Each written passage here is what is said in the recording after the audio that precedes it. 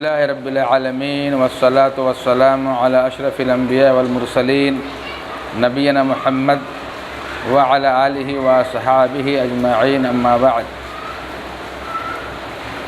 اعوذ باللہ من الشیطان الرجیم بسم اللہ الرحمن الرحیم رب اشرح لی صدری ویسر لی امری واحلل عقدۃ من لسانی یفقہوا قولی رب اشرح لی صدری ویسر لامری واحلل عقدۃ من لسانی یفقہوا قولی رب زدنی علما سامعین کرام، دینی ملی بھائیوں، بزرگوں اور دوستوں، درس کا جو سلسلہ چل رہا ہے کتاب بلوغ المرام من ادلۃ الاحکام سے درس کا جو سلسلہ چل رہا ہے، طہارت کے مسائل بیان کیے جا رہے ہیں۔ آج کے درس کا عنوان ہے لمس المرأة وتقبیلها لا ينقض الوضوء۔ لمس المرأة وتقبیلها لا ينقض الوضوء، یعنی عورت کو چھونے اور بوسہ دینے سے وضو نہیں ٹوٹتا۔ کوئی شخص اگر کسی اپنی بیوی کو چھو لے یا اپنی بیوی کا بوسہ لے تو ایسی صورت میں وضو نہیں ٹوٹتا ہے، لیکن جنہیں نفس پر کنٹرول نہ ہو، مزی وغیرہ کے نکلنے کا خطرہ ہو، خدشہ ہو، تو اسے چاہیے کہ ایسی حرکات سے گریز اور پرہیز کریں۔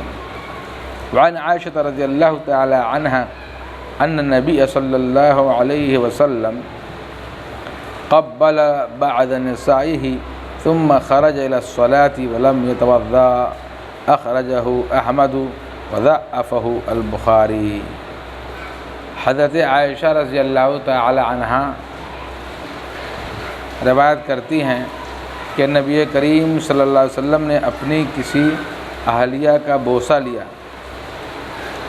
اور نماز کے لیے نکل گئے۔ اپنی بیویوں میں سے کسی بیوی کا نام کی وضاحت نہیں ہے کہ آپ صلی اللہ علیہ وسلم نے ایک مرتبہ اپنی ازواج مطہرات میں سے، اپنی بیویوں میں سے کسی بیوی کا بوسہ لیا اور نماز کے لیے نکل گئے اور وضو نہیں فرمایا۔ گویا آپ نے بوسہ لیا اور بغیر وضو کیے ہوئے نماز کے لیے نکل گئے، اس بات کی دلیل ہے کہ بوسو کنار سے وضو نہیں ٹوٹتا ہے۔ اسے احمد نے روایت کیا ہے اور بخاری نے اسے ضعیف قرار دیا ہے۔ خلاصہ کلام، حضرت عائشہ رضی اللہ تعالی عنہ سے روایت ابراہیم تیمی کرتے ہیں، مگر ابراہیم نے حضرت عائشہ رضی اللہ عنہ سے کچھ نہیں سنا، اس لیے یہ مرسل اور کمزور ہے، ضعیف ہے۔ مگر بخاری میں ایک حدیث اس کی معید ہے، یعنی اس طرح کے معنی و مفہوم کی حدیث ہے جو اس حدیث کی معید ہے، تائید کرتی ہے۔ چنانچہ حضرت عائشہ رضی اللہ تعالی عنہ ہی فرماتی ہیں کہ نبی کریم صلی اللہ علیہ وسلم رات کی تاریکی میں نماز تہجد ادا فرمایا کرتے تھے۔ میرے پاؤں آپ صلی اللہ علیہ وسلم کی سجدہ گاہ میں ہوتے تھے، سجدہ کے لیے جانے سے پہلے میرے پاؤں کو آپ صلی اللہ علیہ وسلم اپنے ہاتھ سے چھوتے تو میں پاؤں دور کر لیتی۔ اس سے معلوم ہوا کہ عورت کے اعضائے جسم میں سے کسی کو چھونے سے، بیوی کے اعضائے جسم میں سے کسی عضو کو چھونے سے وضو نہیں ٹوٹتا۔ اسی طرح بوسہ لینے اور محض چھونے سے بھی وضو نہیں ٹوٹتا، خواہ شہوت سے چھوئے یا شہوت کے بغیر۔